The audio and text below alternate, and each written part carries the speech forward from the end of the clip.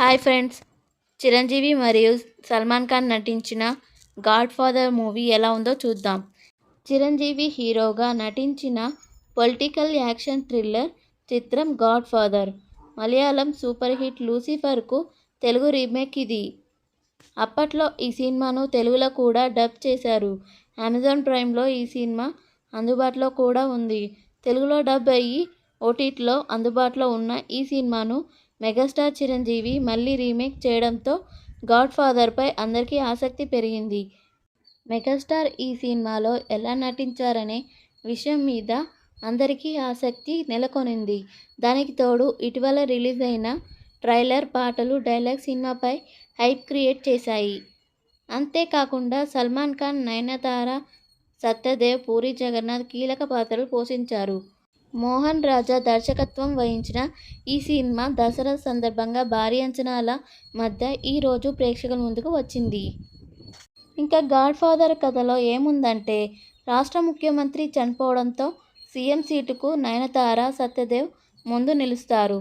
పార్టీలో కొన్ని గొడవలు జరుగుతుంటాయి. ఈ క్రమంలో ఇవన్నీ బ్రహ్మ గమనిస్తారు, అనగా చిరంజీవి. వాటిని చిరంజీవి ఎలా తన మైండ్ గేమ్తో ఎత్తుగడలు వేశాడు, తర్వాత ఏం జరిగింది అన్నది తెలియాలంటే ఖచ్చితంగా సినిమా చూడాల్సిందే. ఇంకా ఈ సినిమాలో ఎవరు ఎలా చేశారంటే, మలయాళం లూసిఫర్ కథను అలాగే తీసుకున్న దానికి చాలా మార్పులు చేశారు దర్శకుడు మోహన్ రాజా. సినిమాలో పాత్రను తీర్చిదిద్దిన విధానం, చేసిన మార్పులు చాలా వరకు ప్రేక్షకులను మెప్పిస్తాయి. ఇక పర్ఫార్మెన్స్ విషయానికి వస్తే మెగాస్టార్ తన రోల్లో అదరకొట్టేశారు. లుక్స్ బాగున్నాయి, ఎలివేషన్ సీన్స్ అదిరిపోయాయి, డైలాగ్స్ ఆకట్టుకుంటాయి. ఆచార్యతో పోలిస్తే చాలా ఎనర్జెటిక్తో మెగాస్టార్ కమ్బ్యాక్ ఇచ్చారు. ఇక నయనతార తన రోల్కు పూర్తి న్యాయం చేసింది. సత్యదేవ్ కూడా బాగా నటించారు. చిరు నమ్మకాన్ని నిలబెట్టారనే చెప్పవచ్చు. ఇక సల్మాన్ ఖాన్ స్పెషల్ రోల్లో మెప్పించారు. ఆడియన్స్కు బాగానే నచ్చుతుంది.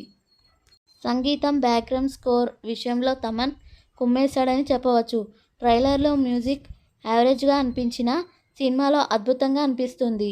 ఎడిటింగ్ అండ్ స్క్రీన్ ప్లే పర్వాలేదు అనిపిస్తుంది. ఇక సినిమాటోగ్రఫీ బాగుండగా ప్రొడక్షన్ వాల్యూస్ కూడా ఆకట్టుకున్నాయి.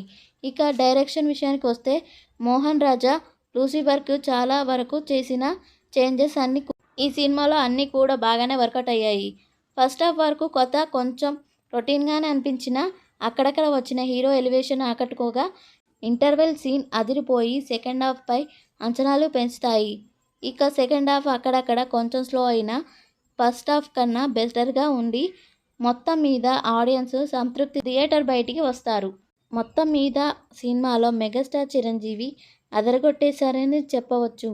చిరు, సల్మాన్ల climax episode, Thaman background score, second half చాలా వరకు బాగుంటాయి. ఇక ఫస్ట్ హాఫ్ కొంచెం టేక్ ఆఫ్కు టైం పట్టడం, కొన్ని over the top action scenes అక్కడక్కడ ల్యాగ్ అవ్వడం ఇందులో మైనస్ పాయింట్లు అయ్యాయి. ఓవరాల్గా ఈ సినిమా మంచి ఎక్స్పీరియన్స్ ఇస్తుందని చెప్పవచ్చు. నేను ఇంకా ఈ సినిమాకి రేటింగ్ ఎంత ఇస్తానంటే 3/5. మొత్తానికి మెగా అభిమానులకు ఈ సినిమా దసరాకు డబుల్ పండగే అని చెప్పవచ్చు. మిగతా వారికి కూడా నచ్చుతుంది. ఇక లూసిఫర్ సినిమా చూడని వారికి ఇంకా బాగా నచ్చుతుంది. ఇంకా నాలాగే ఈ సినిమా మీకు కూడా అలాగే అనిపిస్తే కింద కామెంట్ చేయండి. అలాగే నా ఛానల్ని సబ్స్క్రైబ్ చేసుకోండి.